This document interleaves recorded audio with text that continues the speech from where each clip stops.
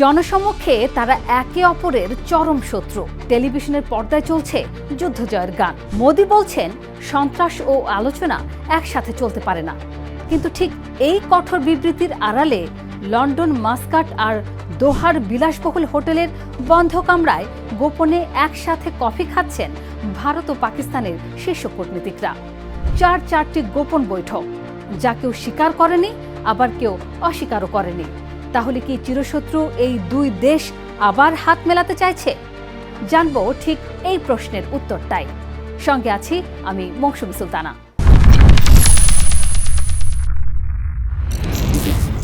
যুদ্ধের পরে যা হলো, 2025 সালের 22 এপ্রিল ভারত শাসিত কাশ্মীরের পাহেলগামে একটা ভয়াবহ হামলায় 26 জন পর্যটক নিহত হলেন।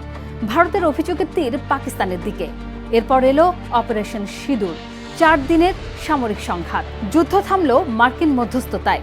ভাইস প্রেসিডেন্ট ভান্স এবং সেক্রেটারি অফ স্টেট রুবিও দুই পক্ষের সঙ্গে কথা বলে যুদ্ধবিরতি নিশ্চিত করলেন। সেই যুদ্ধবিরতির পরে জাতির উদ্দেশ্যে মোদি বললেন, সন্ত্রাস ও আলোচনা একসাথে চলতে পারে না। এটাই ছিল ভারতের অফিসিয়াল লাইন, কঠোর, স্পষ্ট এবং কোনো আপোষের জায়গা নেই। কিন্তু ঠিক তখন থেকেই অফিসিয়াল মঞ্চের পেছনে শুরু হলো আরেকটা খেলা, গোপন বৈঠক, যা কেউ স্বীকার করেনি। অপারেশন সিঁদুরের মাত্র 2 মাস পরে, অর্থাৎ 2025 সালের জুলাইয়ে ভারত ও পাকিস্তানের কৌশলগত বিশেষজ্ঞ, সাবেক কূটনীতিক এবং সংসদ সদস্যরা একটা গোপন বৈঠকে বসলেন। এই ধরনের যোগাযোগকে বলা হয় ট্র্যাক 1.5 এবং ট্র্যাক 2 কূটনীতি। প্রথম ট্র্যাক 1.5 বৈঠকটি হয়েছিল লন্ডনে international institute for strategic studies বা IISS এর উদ্যোগে। দ্বিতীয় ট্র্যাক 1.5 বৈঠকটি হল ওমানের মাস্কাটে 2025 সালের অক্টোবরে।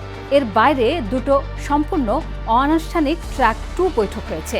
যুক্তরাজ্য ভিত্তিক একটি থিঙ্ক ট্যাঙ্কের সহযোগিতায় সর্বশেষটি হয়েছে 2026 সালের ফেব্রুয়ারিতে কাতারের দোহায়।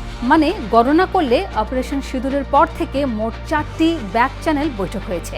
দুটো ট্র্যাক 1.5, দুটো ট্র্যাক 2। কেউ কি স্বীকার করেছে? না।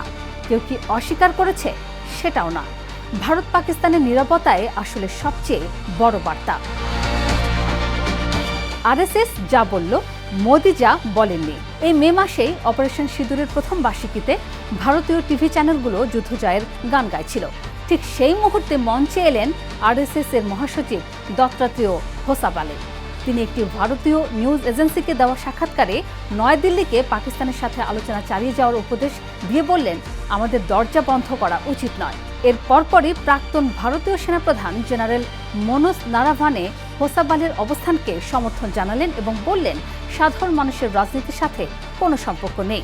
পাশাপাশি প্রতিরক্ষামন্ত্রী রাজনাথ সিং SCO শীর্ষ সম্মেলনে বিশ্বকে একটি বিতর্কিত বক্তব্যে বললেন, সন্ত্রাসবাদের কোনো ধর্ম নেই, কোনো জাতীয়তা নেই।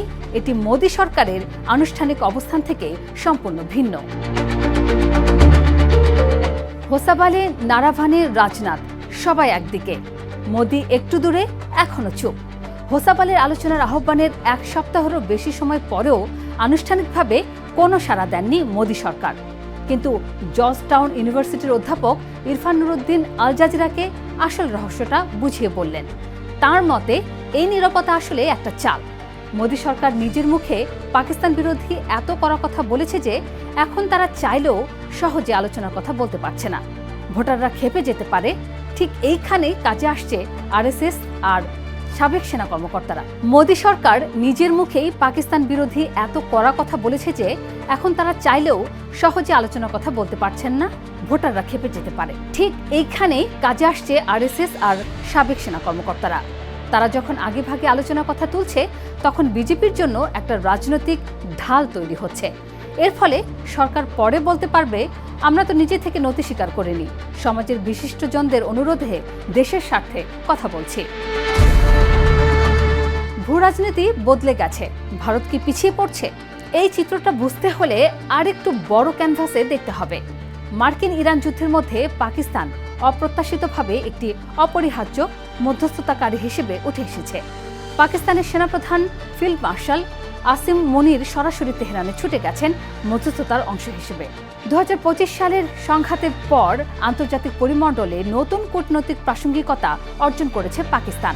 পাকিস্তান মার্কিন প্রেসিডেন্ট ট্রাম্পকে শান্তির জন্য নোবেল পুরস্কারের জন্য মনোনীত করেছে এবং ক্রিপ্টোকারেন্সি এবং গুরুত্বপূর্ণ খনিজ সরবরাহের চুক্তির আলোচনা শুরু করেছে। অন্যদিকে ভারতের সাথে ওয়াশিংটনের সম্পর্কে বাণিজ্যে বিরোধ এবং অভিবাসন সম্পর্কিত মতভেদ নিয়ে টানাপোড়েন তৈরি হয়েছে।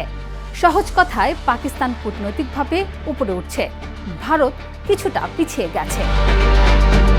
দশকের পর দশক ধরে দুই দেশের বন্ধুত্বের একমাত্র যে স্তম্ভটি টিকে ছিল সেই সিন্ধু পানি চুক্তি পাহেলগাম হামলার পর ভারত একতরফাভাবে স্থগিত করে দিয়েছে। আন্তর্জাতিক আদালত এই পানি চুক্তি নিয়ে একটা রায় দিয়েছিল। পাকিস্তান সেটা লুফে নিলেও ভারত তা সরাসরি প্রত্যাখ্যান করেছে। আসল ঝামেলাটা হচ্ছে আলোচনার এজেন্ডা বা বিষয়বস্তু নিয়ে। নরেন্দ্র মোদী পরিষ্কার জানিয়ে দিয়েছেন, কথা যদি বলতেই হয় তবে তা হবে শুধু সন্ত্রাসবাদ আর পাকিস্তান অধিকৃত কাশ্মীর নিয়ে। অন্যদিকে পাকিস্তান গো ধরে বসে আছে, কথা হলে সব বিষয়ে একসাথে হতে হবে, যেটাকে তারা বলে কম্পোজিট ডায়ালগ। ভারত বলছে এর কোনো প্রশ্নই ওঠে না।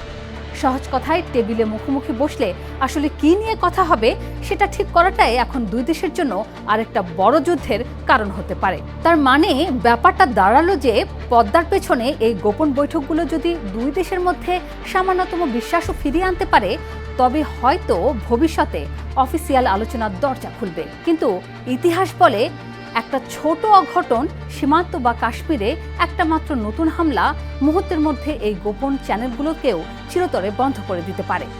পাবলিক স্টেজে দুই দেশ এখনো একে অপরকে শত্রু হিসেবে দেখাচ্ছে, কিন্তু ক্যামেরার আলোর বাইরে লন্ডনে, মাস্কাটে, দোহায় দুই পক্ষের মানুষ একই টেবিলে বসছে।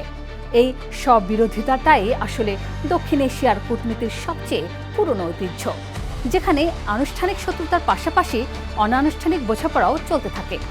প্রশ্ন হলো, এবার কি সেই অনানুষ্ঠানিক বোঝাপড়া কখনো সরকারি স্বীকৃতি পাবে, নাকি আবার কোনো হামলা, কোনো রাজনৈতিক উত্তেজনা সব হিসাব উল্টে দেবে? সেই উত্তর অবশ্য এখনো লেখা হয়নি।